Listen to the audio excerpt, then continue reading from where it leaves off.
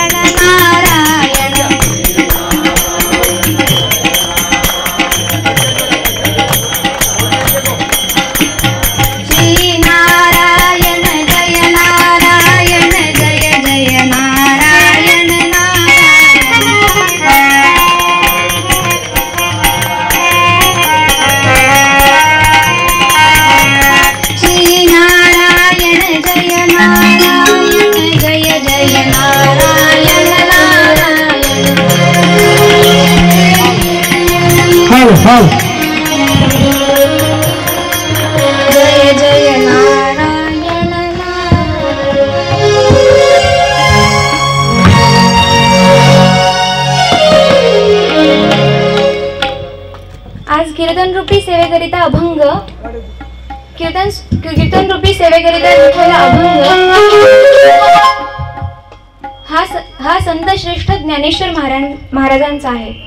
ज्ञानांचे राजे, योग्यांची माऊली, साधकांचे मायबाप, भक्तांचे अग्रगणी, वैष्णवांचे शिरोमणी अशा अनेक विशेषणांनी युक्त असलेले श्री ज्ञानेश्वर माऊली यांचा आहे. कीर्तनाला सुरुवात करण्यापूर्वी आपण थोडासा परिहार करू. आज तुमच्या सगळ्यांच्या दर्शनाचा झालेला लाभ, भगवान नरसिंहाचा जन्माचा उत्सव आज आपण सगळे साजरा करणार आहोत. मला येथील सगळ्यांची नावे माहीत नाहीत, पण सगळ्यांप्रती आदर आहे. तुम्ही एवढ्या छान संख्येने इथे उपस्थित झालात त्याबद्दल मी सगळ्यांचे धन्यवाद मानते आणि मला कीर्तनरूपी सेवेची संधी दिली याबद्दल मी धनु मामा यांचे आभार मानते आणि इथून विश्वास करते. आणि मला साथ संगत करणारे तबलावादक भोगले दादा आणि कवठेकर काका यांचेही मी धन्यवाद मानते आणि कीर्तनाला सुरुवात करते. ज्ञानेश्वर माऊलींचा हरिपाठातील हा पहिला अभंग आहे. तुम्हा सगळ्यांना माहीतच आहे.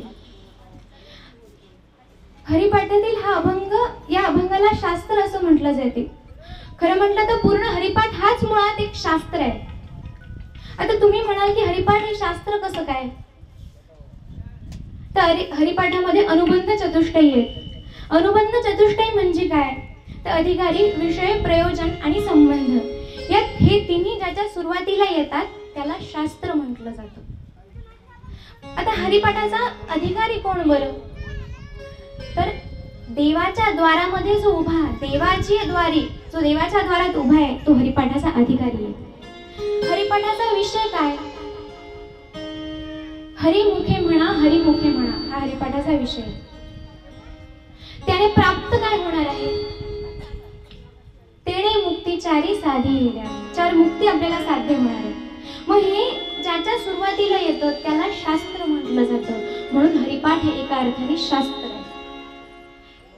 जरी हरिपाठामध्ये 27 अभंगाचं जरी ते शास्त्र असलं तरी रोजच्या जीवनामध्ये ते उपयोगी आहे. आता हरिपाठाच्या पहिल्या अभंगाच्या पहिल्या चरणाच्या पहिल्या शब्दावरच पहिला प्रश्न निर्माण होतो. देवाची द्वारी. आता देवाचा द्वार का देवळाचा द्वार हाच मुळात प्रश्न आहे. तर देवळाचे द्वारी तर आपण सगळेच आहोत, पण देवाचे द्वारी म्हणजे काय? तर नामदेव महाराज सांगतात की देवाची द्वारी, देवाचं दार म्हणजे काय? सेवा. सेवा म्हणजे काय? भक्ती. सेवा या शब्दाची व्युत्पत्ती झाली ती भज धातूपासून, भज सेवाया, आणि मग सेवाचे भक्ती, भजन वगैरे शब्द. म्हणून देवाची द्वारी म्हणजे भक्ती. उभा या शब्दाचा अर्थ काय? आपण अर्थ लवकर बघूया. उभा या शब्दाचा अर्थ काय? तर उभा या शब्दाचा अर्थ बसल्याच्या विरोधात नाही घ्यायचा. उभा या शब्दाचा अर्थ तत्पर. देवाची द्वारी म्हणजे भक्ती, उभा म्हणजे तत्पर. क्षणभरी. माऊलींना क्षणभरीच म्हणायचं होतं का? खरोखर माऊलींना जर क्षणभरी म्हणायचं होतं ते शेवटच्या अभंगामध्ये असं का लिहिलं? जन्मभरी भगवंताची सेवा करा असं का लिहिलं? तर माऊलींना खरं म्हटलं तर जन्मभरीच म्हणायचे. पण जसं आई बाळाला थोड्या वेळासाठी समजून सांगते तसं ज्ञानेश्वर माऊलींना थोड्या वेळासाठी आपल्याला समजून सांगायचं की क्षणभर देवाचं नामस्मरण कर. पण त्याचा अर्थ असा आहे की जन्मभरी. देवाची द्वारी म्हणजे भक्ती, उभा म्हणजे तत्पर, क्षणभरी म्हणजे जन्मभरी. म्हणजे देवाची भक्ती करण्यामध्ये जो जन्मभर तत्पर आहे त्याला तेणे मुक्तीचारी साधिलेला. 4 मुक्ती कोणत्या? सलोकता, समीपता, स्वरूपता आणि सायुज्यता.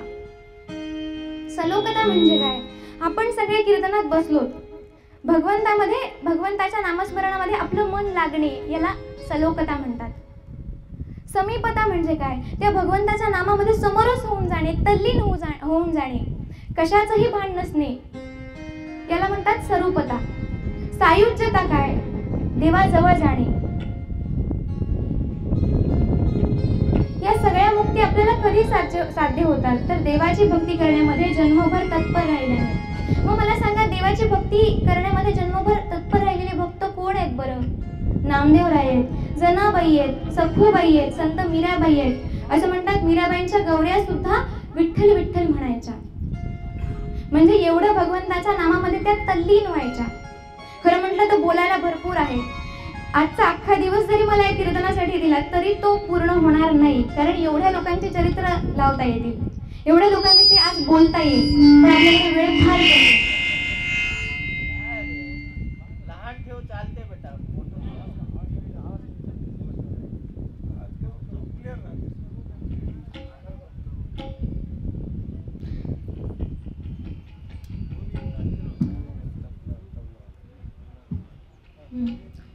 हा, मग अशी भक्ती आम्हाला कधी साध्य होणार? देवाच्या भक्तीमध्ये आम्ही जन्मभर कधी कधी तत्पर राहणार? मग याचं उत्तर देताना माऊली म्हणतात की तुम्ही संसारामध्ये राहून सुद्धा भगवंताची भक्ती करू शकता. कशी? जशी तुकोबांनी केली, जशी नामदेवरायांनी केली, तशी भक्ती तुम्ही करू शकता. असं एका पुस्तकामध्ये असं वर्णन आलेलं आहे की तुकाराम महाराज त्यांच्या बराच वेळ गेला, तुकाराम महाराजांचा प्रपंच ठीकठाक चालू होता. मग एकदा त्यांच्यावर असा दुःखाचा डोंगर कोसळला की त्यांची जी पत्नी होती आणि मुलगा होता ते एका आजाराने मरण पावले. तुकाराम महाराजांवरती दुःखाचा डोंगर कोसळला. आता करावं काय? म्हणून ते भंडारा डोंगरावर नामस्मरण करत बसायचे. असं वर्णन आहे की 7-7 दिवस ते नामस्मरण करत बसायचे आणि देह भान हरपून जायचे. मग अशी भक्ती आम्हाला कधी साध्य होईल? याचं उत्तर आपण उत्तरंगामध्ये चरित्र भागात ऐकणारच आहात. ज्ञानेश्वर माऊली पुढे म्हणतात, अशी भक्ती आम्ही केल्यानंतर काय होईल?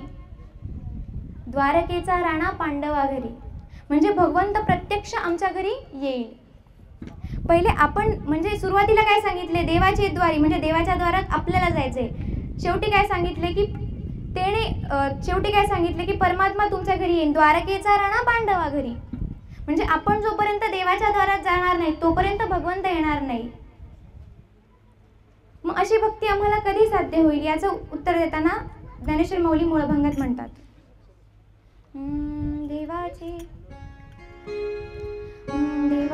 द्वारी उभा क्षण भारी, देवाचे द्वारी उभा क्षण भारी, तेणे मुक्तीचारी साधी गेल्या, हरी मुखे म्हणा, हरी मुखे म्हणा, हरी मुखे म्हणा, हरी मुखे म्हणा, हरी मुखे म्हणा, हरी मुखे म्हणा, पुण्याची गणना गुण करी, ज्ञानदेव म्हणे व्यासाची गुणा, ज्ञानदेव म्हणे व्यासाची गुणा, द्वारकेचा राणा पांडवा घरी, द्वारकेचा राणा पांडवा घरी, द्वारकेचा राणा पांडवा. कीर्तन प्रथेप्रमाणे आपल्याला थोड्या वेळमध्ये भजन करायचे आणि मग उत्तरंगाकडे वळायचे. श्रीमन नारायण नारायण नारायण, श्रीमन नारायण नारायण नारायण, बोला नारायण नारायण, श्रीमन नारायण नारायण नारायण, श्रीमन नारायण नारायण नारायण, श्रीमन नारायण नारायण नारायण.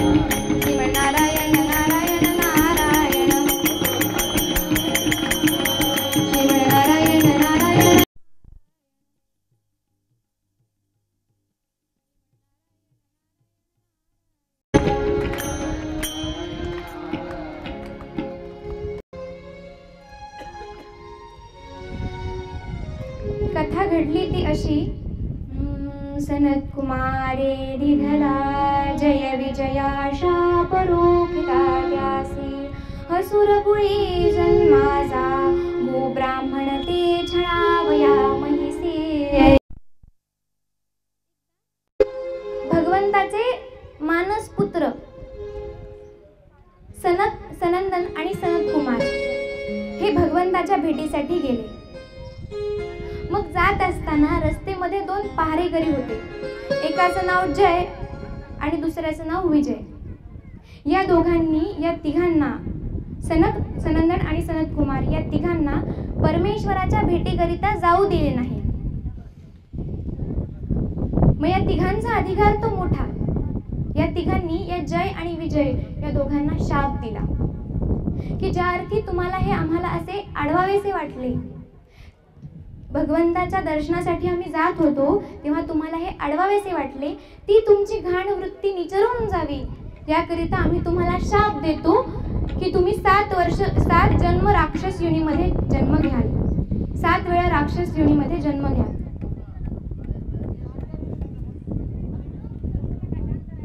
आणि मग नंतर कथा अशी घडली की देवाच्या मध्यस्थीने 7 जन्माचं नाही तर 3 जन्मामध्ये भागलं.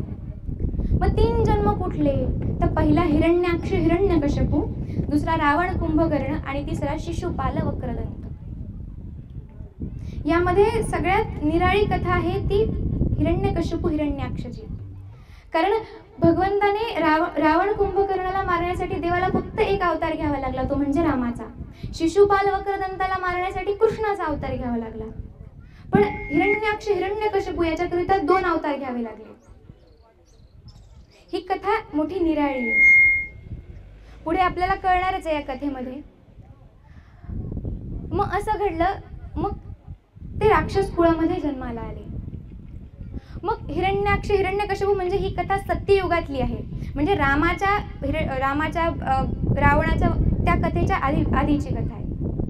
आणि त्यावेळेस असं होतं की लोक फार सत्यवचनी होते, नीती धर्मानं वागायचे. आणि त्यामध्ये असं झालं की हिरण्यकश्यपू नावाचा एक दैत्य जन्मास आला. हिरण्यकश्यपू आणि हिरण्याक्ष.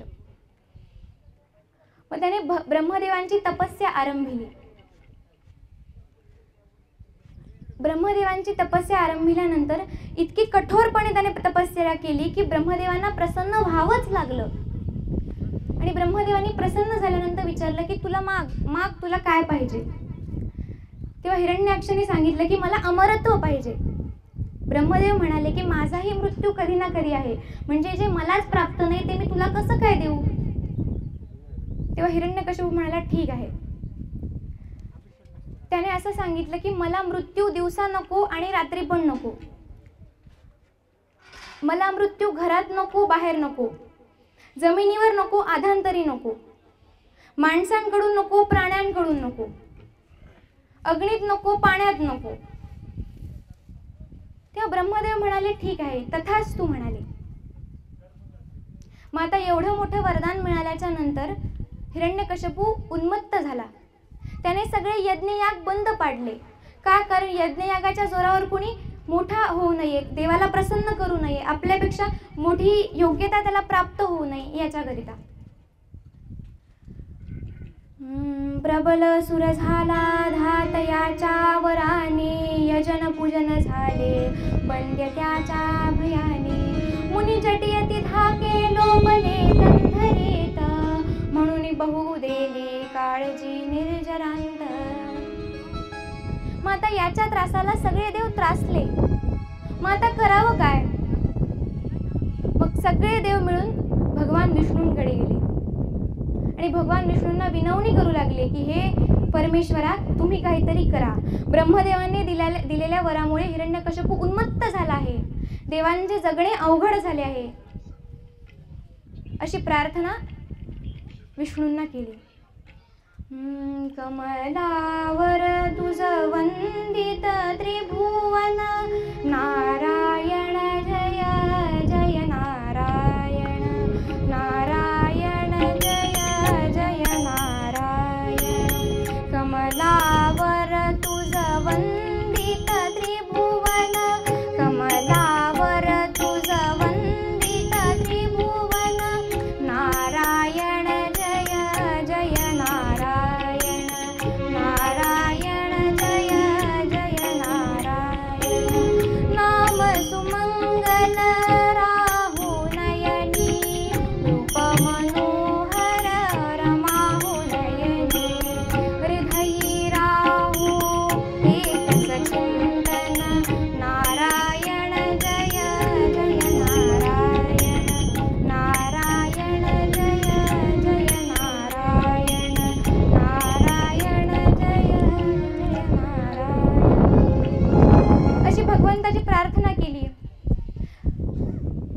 भगवान विष्णू प्रकट झाले आणि त्यांनी सांगितलं की ठीक आहे, एक काळ असा येईल की हिरण्यकश्यपूचा पुत्र हिरण्यकश्यपू त्याच्या पुत्राशीच वैर करेल आणि त्याला मारण्याकरिता मी अवतार घेईन आणि त्याचा निःपात करीन, त्या दैत्याला संपवीन. असं आश्वासन दिल्यावरती सगळे देव आनंदित झाले की आता हिरण्यकश्यपूला पुत्र होईल आणि भगवान विष्णूंनी सांगितल्याप्रमाणे हिरण्यकश्यपू पुत्राशी वैर करेल आणि मग भगवंत अवतार घेतील. सगळ्यांना आनंदी आनंद होता. मग कथा घडली ती अशी की एके दिवशी देवांचं आणि दैत्यांचं युद्ध चालू होतं. घनघोर युद्ध झालं. मग देवर्षी नारद हिरण्यकश्यपूकडे आले आणि म्हणाले की हिरण्यकश्यपूची जी पत्नी आहे कयाधू ती गर्भवती होती. भगवान नारद म्हणाले की आता युद्ध चालू आहे, युद्धामध्ये त्या गर्भावर चांगले संस्कार व्हावेत याकरिता मी माझ्या आश्रमामध्ये माता कयाधूंना घेऊन जातो. देवर्षी नारदांचा अधिकार एवढा मोठा आहे की फक्त देवच नाही तर दैत्यही त्यांना मानतात. केवढी मोठी योग्यता असेल नारदांची. ठीक आहे, मग हिरण्यकश्यपूंनी परवानगी दिली. माता कयाधू या नारदांच्या आश्रमामध्ये येऊन राहू लागल्या. मग नारदांचा आश्रम म्हणजे काय, कीर्तन भजन हे सगळे चालू, हे सगळे कयाधू माता ऐकू लागली. मग त्या गर्भावर चांगले संस्कार होऊ लागले. आणि मग काही दिवसानंतर बाळाचा जन्म झाला. मग जन्म झाल्यानंतर त्याचं नाव प्रल्हाद ठेवण्यात आलं. हिरण्यकश्यपूने प्रल्हादाकडे बघितल्यावर असं सांगितलं की हा दैत्य कुळात जन्माला आला आहे, हा आपल्या सगळ्यांचं नाव मोठं करणार आहे, अशी मोठी आशा. आणि पहिलेचे जे प्रल्हादाला 4 मोठे भाऊ होते, त्या 4 मोठ्या भावांपेक्षा हिरण्यकश्यपूचा या प्रल्हादावर खूप जीव असे, कारण हा सगळ्यात लहान होता. प्रल्हाद 5 वर्षाचा झाला आणि 5 वर्षाचा झाल्यानंतर 5 वर्षे प्रल्हाद वया झाले, पिता त्यासी गुरुकुला माझी घाली, गुरु ही शिकविती कौतुके युक्त काली, प्रथम ओ नामात्य.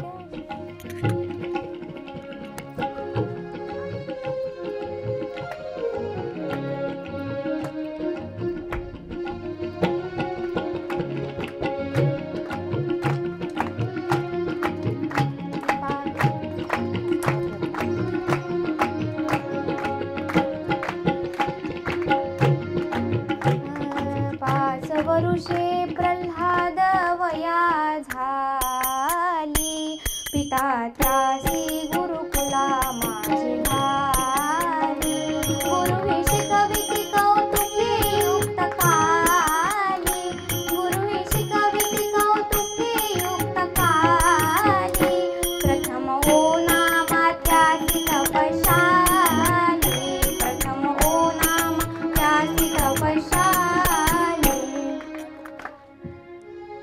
प्रल्हाद 5 वर्षाचा झाला. त्याला गुरुकुलात पाठवण्यात आलं. मग गुरुकुलात गेल्यानंतर त्याला मित्र मिळाले. पण फरक असा की हा प्रल्हाद अतिशय सौम्य, शांत, सुशील, विनम्र असा हा मुलगा होता. परमात्म्याच्या भगवान विष्णूच्या भजनामध्ये हा दंग असायचा. थोडा वेळ सुट्टी मिळाली की अध्ययन झाल्यानंतर थोडा वेळ सुट्टी मिळाली की भगवान विष्णूंचं नामस्मरण करायचा. हे त्याच्या शिक्षकांना कळालं. त्यांच्या शिक्षकाचं नाव पंढामार्क असं होतं.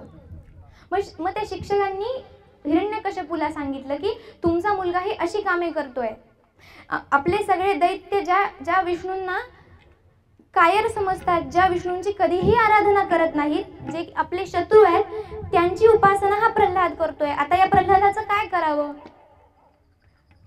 प्रल्हाद हा 5 वर्षाचा होता, खूप लहान होता. त्याची एकदा समजूत काढावी म्हणून हिरण्यकश्यपूने त्याला बोलवलं आणि विचारलं की तू भगवान विष्णूंची का आराधना करतोस? तुला कोणी सांगितलं, कोणी शिकवलं भगवान विष्णूंची आराधना करायला? ते आपले शत्रू आहेत, समजावून सांगितलं. आणि समजावून सांगितल्यानंतर सुद्धा प्रल्हादाला ते कळलं नाही. मग प्रल्हादाला एका ब्राह्मण गुरुजींकडे पाठवण्यात आलं की गुरुजी तुम्ही शिकवा गुरुकुलातून काढून. आणि मग त्या ब्राह्मण गुरुजींकडे पण अनेक मुले शिकत होती. मग त्या मुलांसोबत प्रल्हाद शिकायला लागला.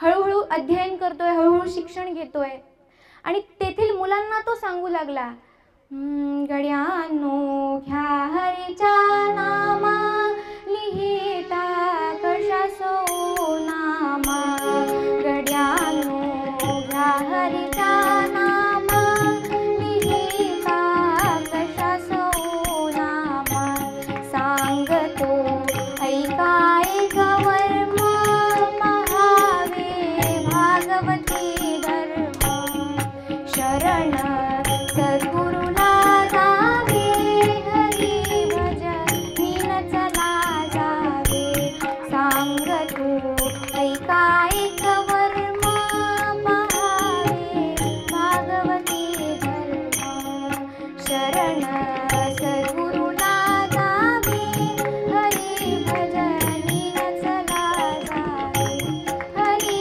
भजनीन चला जावे, गड्यांनो घ्या हरीच्या नामा लिहिता कशासो नामा, सांगतो ऐका एक वर्म पहावे भागवती धर्म, शरण सद्गुरुला जावे हरी भजनीन चला जावे, गड्यांनो घ्या हरीच्या नामा लिहिता कशासो नामा, लिहिता कशासो नामा. आता एवढं सांगितल्यानंतरही प्रल्हाद ऐकायला तयार नाही. तरी तो त्या मुलांना सांगायचा, त्याच्या मित्रांना सांगायचा की देवाकडे काय मागावं. सुसंगती सदा घडो, सुजन वाक्य कानी पडो, कलंक मतीचा झडो, विषय सर्वथा नावडो, सदंग्री कमळी दडो, मुरडिता हाताने अडो, वियोग घडता रडो, मन भव चरित्री चढो, न निश्चय कधी डळो, बुजन विघ्न बाधा टळो, न चित्त भजनी सळो, मती सदुक्त मार्गी बळो, स्वतत्व हृदया कळो, दुरभिमान सारा गळो, पुन्हा न मनही मळो, दुरित आत्मबोधे जळो. राक्षसांमध्ये एक गोष्ट शिकवली जाते जी की खूप महत्त्वाची असते. तिला असुर नीती म्हणतात. मग ती असुर नीती जवळपास वर्षभर शिकवली जाते. त्याचं वर्णन मत्स्य पुराणामध्ये आलंय. मग आता ती असुर नीती प्रल्हादाला शिकवायला प्रारंभ केली. तो शिकायचा, असुर नीती शिकायचा, जे गुरुजी शिकवायचे ते शिकायचा. पण शिकल्यानंतर मध्यंतरी जी सुट्टी असायची त्या सुट्टीमध्ये सगळे खेळायला जायचे आणि हा मात्र भगवान विष्णूंचं नाम घ्यायचा. मग आता करावं काय? हा मुलगा काही केले ऐकत नाहीये. आणि काही वेळानंतर जेव्हा असुरनीती त्याला शिकवायला प्रारंभ केली, काही दिवसांनंतर सुरुवातीला त्याने ऐकली, सुरुवातीला त्याने अध्ययन केलं, पण नंतर नंतर त्याचं मन त्या अध्ययनामध्ये रमेना. कसं रमेल? कारण असुरनीती आहे. मग बऱ्याच दिवसानंतर अध्ययनी तो कधी न रमला, मित्रांना तो शिकवू लागला, शिकविण्यात ती दंग झाला विष्णू नामाचा, शिकविण्यात ती दंग झाला विष्णू नामाचा, शिकविण्यात ती दंग झाला विष्णू नामाचा.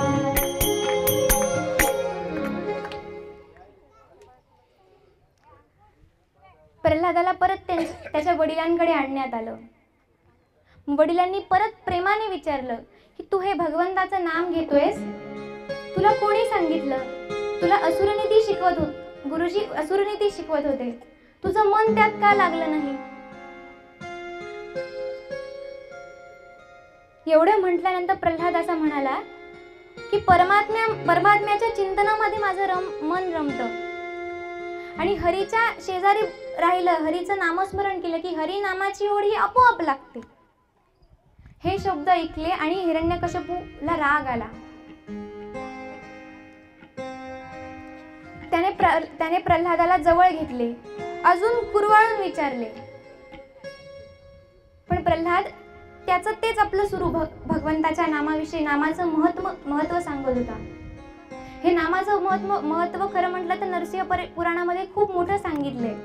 नामाच्या महात्म्याविषयी खरं म्हटलं तर बोलायचं झालं तर जवळपास एक दिवस सुद्धा पुरणार नाही, एवढं मोठं नामाचं महत्व आहे. फक्त मी एका नावाचं तुम्हाला महत्व सांगते, राम. तसं सगळ्या नामांचं महत्व सांगायला गेलं तर आजचा दिवस पुरणार नाही, पण एका नावाचं महत्व सांगते जे की तुम्ही रोज म्हणा, राम.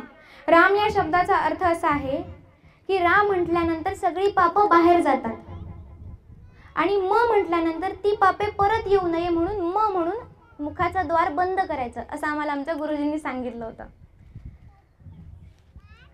तर असं आहे, म्हणून कोणत्या ना कोणत्या भगवंताचं रोज नाव घेतलंच पाहिजे. आपल्या आराध्याचं आपण नाव घेतलं पाहिजे. असंच प्रल्हाद त्याच्या आराध्याचं म्हणजे भगवान विष्णूंचं नाम घेत होता. बरेच दिवस लोटली, त्याला समजावून बघितलं. आता समजावल्यानंतर सुद्धा प्रल्हाद काही केल्या ऐकेना. मग आता काय करायचं? हिरण्यकश्यपूने गुरुजींना सांगितलं की आता तुम्ही शस्त्र वापरा, काठीचा सुद्धा प्रयोग करावा लागला तरी चालेल, पण याला त्या भगवान विष्णूंचं नामस्मरण करू देऊ नका.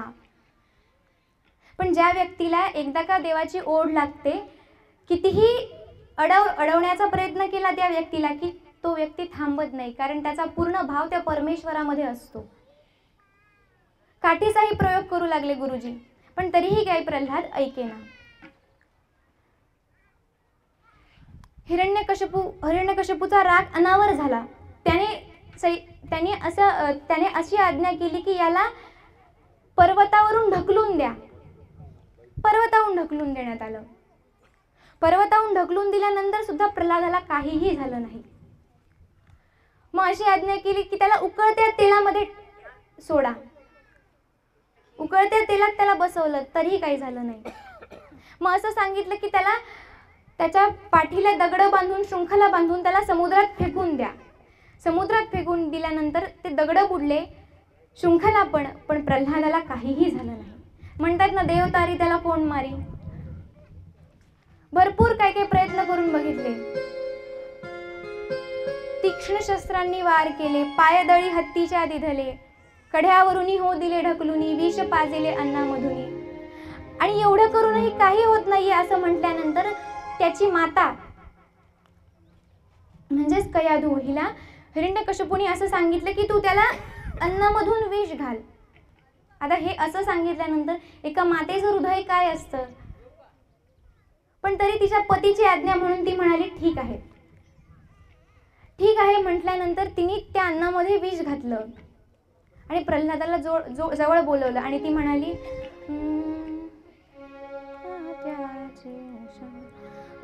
ज्या हाती तुझ दूध पाजिले त्या हाती लेवविली, ज्या हाती तुझ दूध पाजिले त्या हाती मारणे आणि त्या हाती मारणे. कर्मगती अति दुर्घट सखया, कर्मगती अति दुर्घट सखया, त्या हाती तुझ मरणे मरणे त्या हाती तुझ मरणे. कयाधूने स्वतःच्या हातून प्रल्हादाला विष दिलं तरीही त्याला काही झालं नाही. मग आता काय करावं? हिरण्यकश्यपूने होलिकेला सांगितले की तुला दिव्य वरदान प्राप्त आहे, अग्नी तुला भस्म करू शकत नाही, तुला जाळू शकत नाही. तू प्रल्हादाला मांडीवर घे आणि अग्नीत उडी घे, अग्नीमध्ये थांब आणि प्रल्हादाला मांडीवर घे, तो भस्म होऊन जाईल. ठरल्याप्रमाणे होलिका बसली, तिने प्रल्हादाला मांडीवर घेतलं. त्या अग्नीचा असा परिणाम झाला की प्रल्हादाला तर काहीच झालं नाही, पण होलिका तिथे भस्म झाली. हे बघून सगळे आश्चर्यचकित झाले. सगळे हिरण्यकश्यपूला समजवू लागले की अरे बाबा, हे करणं योग्य नाहीये, हा तुझा पुत्र आहे. पण असं म्हणतात, माणसाला एकदा का अहंकार झाला की माझ्यापेक्षा वर कोणी नाहीये, मी सगळ्यात श्रेष्ठ, असं जेव्हा माणसाला वाटतं तेव्हा तो कोणाचंही ऐकत नाही. ऋषी मुनी मोठमोठी लोक जरी सांगत असतील तरी ऐकत नाही. तसंच घडलं. हिरण्यकश्यपू ऐकेना. त्याने प्रल्हादाला विचारलं की तुझा भगवंत कुठे आहे? तेव्हा प्रल्हादाने असं सांगितलं की भूजल तेज समीर खरविशशी काष्ठाधिकी असे उरला, स्थिरचर व्यापुणी अवघा तो परमात्मा दशांगुले उरला. दशांगुले उरला म्हणजे माझा परमात्मा सगळीकडेच आहे, माझा देव सगळीकडेच आहे. माझा देव तुमच्यात आहे, माझ्यात आहे. तुमच्यातले चांगले गुण म्हणजे परमात्मा, तुमच्यातले वाईट गुण म्हणजे राक्षस. माझ्यातले चांगले गुण म्हणजे परमात्मा, माझ्यातले वाईट गुण म्हणजे राक्षस. प्रत्येक ठिकाणी परमात्मा आहे.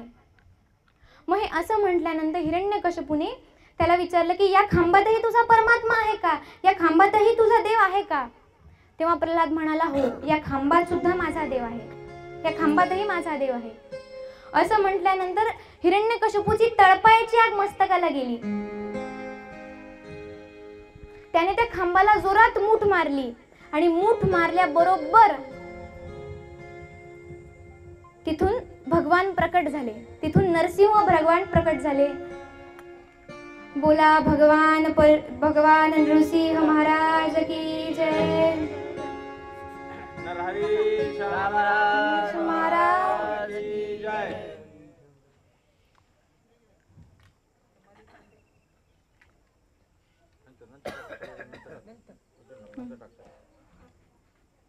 प्रकट झाले. आणि अटी काय होत्या हिरण्यकश्यपूच्या? तर मला मृत्यू अधांतरी नको, जमिनीवर नको. हिरण्यकश्यपूने भगवान नरसिंहांनी हिरण्यकश्यपूला मांडीवर घेतलंय. मला मृत्यू शस्त्रांकडून नको, अस्त्रांकडून नको, नखाने. परमात्म्याने नख वापरली त्याला मारण्याकरिता. रात्री नको, दिवसा नको, संध्याकाळची वेळ आहे, 6:30 पावणे 7ची वेळ आहे. आणि घरात नको मृत्यू, बाहेर नको, घरात नको, बाहेर नको. मग कुठे? तर उंबरठ्यावर बसलेत भगवान. त्याला घेतलं मांडीवर आणि त्याचं पोट असं फाडलं. खरं म्हणलं तर नरसिंह ही खूप उग्र देवता आहे, प्रचंड उग्र देवता आहे.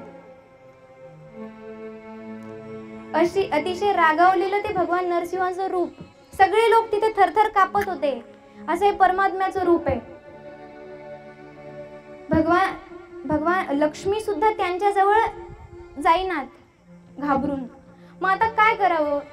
तर तिथे असलेल्या ऋषींनी प्रल्हादाला सांगितलं की तू जा समोर, तुझा आराध्य आहे ना ते, मग तू जा समोर. तू गेल्यानंतर ते शांत राहतील, त्यांचा दाह शांत होईल, ते शांत होतील. मग प्रल्हादाला पुढे पाठवलं. प्रल्हादाला पुढे पाठवल्याबरोबर भगवान नृसिंह शांत झाले आणि म्हणाले की भक्तासाठी माझं हे असं शांत रूपच आहे, पण जेव्हा भक्तावर अन्याय होतो, भक्ताला त्रास होतो, तेव्हा हे असं रूप मला घ्यावं लागतं. प्रल्हादाला जवळ घेतलंय, मांडीवर बसवलंय, त्याला कुरवाळलंय. आणि प्रसंग असा आहे की हिरण्यकश्यपूला मारल्यानंतर जो नखांचा दाह होऊ लागला. मग आता तो दाह शांत कसा करायचा? मग तेथील काही ऋषींनी औदुंबराची फळं आणली आणि औदुंबराची फळं त्या नख त्या औदुंबराच्या फळामध्ये खुपसली आणि तिथे दत्त संप्रदाय आणि नृसिंह यांचा संयोग आला.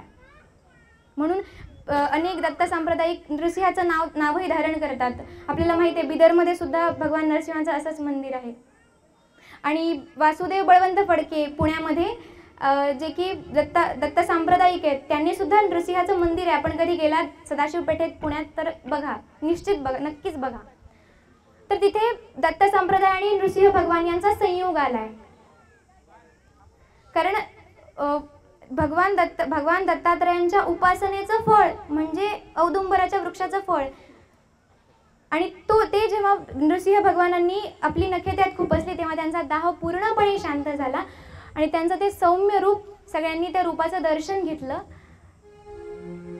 आणि फक्त एवढं करून भगवान नृसिंह थांबले नाहीत, तर त्यांनी प्रल्हादाचा राज्याभिषेक केलाय. त्याचा राज्याभिषेक केल्यानंतर त्याला काही उपदेश केलाय. राज्य कसं करावं, सज्जन माणसाने राज्य कसं करावं, नीती काय आहे, धर्म काय आहे, कसं आपण राज्य केलं पाहिजे, राजा म्हणून तुझे काय दायित्व आहे, तुझं काय कर्तव्य आहे प्रजेसाठी, तू कसं वागलं पाहिजेस, तू कसं राहिलं पाहिजेस, तू कसं बोललं पाहिजेस, या सगळ्याचा उपदेश भगवान नरसिंहांनी प्रल्हादाला केलाय. आणि तसा केल्यानंतर त्यांनी निरोप घेतलाय. अशा या प्रल्हादाचं चरित्र आहे. तसं सांगायचं तर खूप मोठं चरित्र आहे.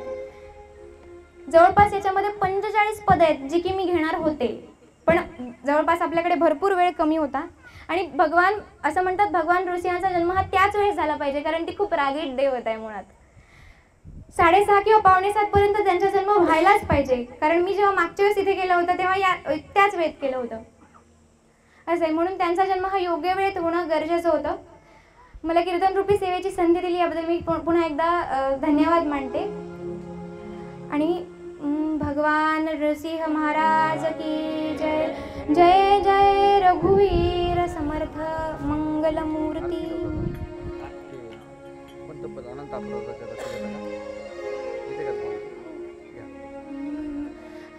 अनंत पराधाचाराशी पोटी घालणे, देवा पोटी घालणे, महान पापी मी मज परी तू आपुला म्हणणे, पतित पावन ऐसा आपणा नाम धरिलेसी, रामा नाम धरिलेसी, आता पतिता उपेक्षिणे योग्य नव्हे तुझसी, दीनानाथा विश्वंभरा करुणावतारा, देवा करुणावतारा, दासगणूला नको लावून मुख मागारा, मुखी राहो नाम ध्यानी म्हणे तुझी मूर्ती, देवा म्हणे तुझी मूर्ती, घडो कीर्तन सेवा देवा सदैव या आधी, प्रतिवर्षाची वारी रामा पंढरीची हो, रामा पंढरीची हो, तुझ्या समचरणाचा प्रेमा वाढत की जावो, साधू संतांची ती हो सदैव मज भेटी, देवा सदैव मज भेटी, दासगण म्हणे वसती राहो गोदेच्या काठी,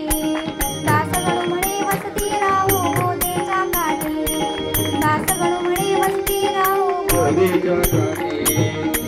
निरंजन दीपमस्तु श्रीमंगलानि भवन्तु, सुखकर्ता दुःखहर्ता वार्ता विघ्नानि, गुरुवे गुरुवे प्रेम कृपाजयाचि, सर्वांगी सुंदर उदितेंदुनाची, कंठी जोडे महासुंदर फळाची, जय देव जय देव जय मंगलमूर्ती श्री मंगलमूर्ती, सर्वमंत्रे मन स्मरणे मंत्रे मन क्षमा मूर्ती, जय देव जय रत्नागजहारा विभूषे कुमारा, चंदनाची ओटी कुंकेश्वरा,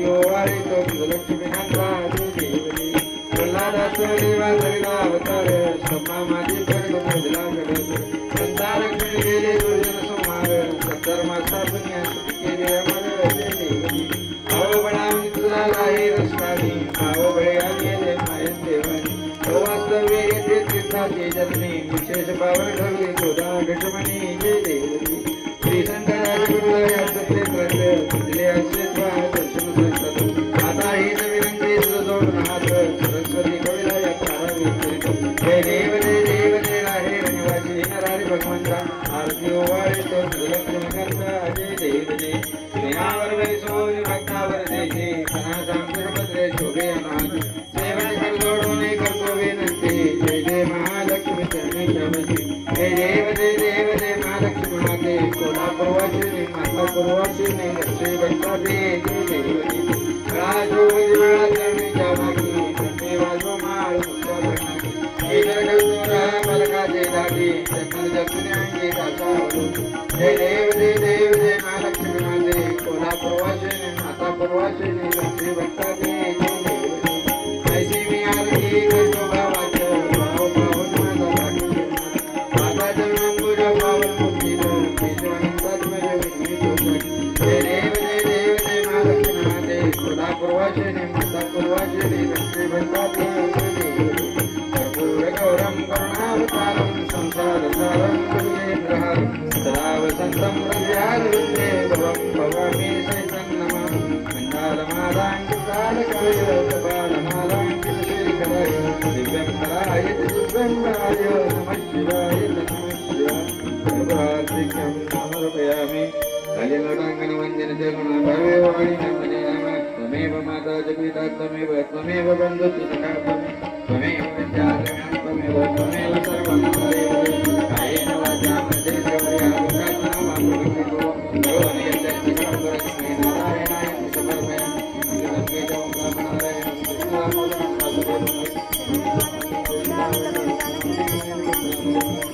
हरे राम राम राम हरे हरे हरे कृष्ण कृष्ण कृष्ण हरे राम राम हरे हरे हरे कृष्ण कृष्ण कृष्ण हरे हरे हरे राम राम हरे हरे हरे कृष्ण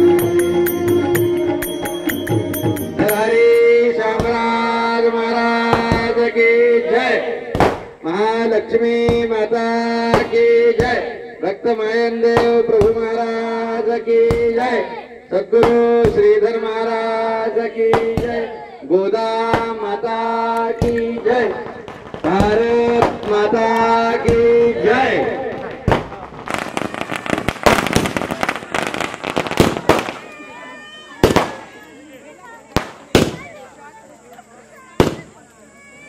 या ठिकाणी नरसिंह जन्म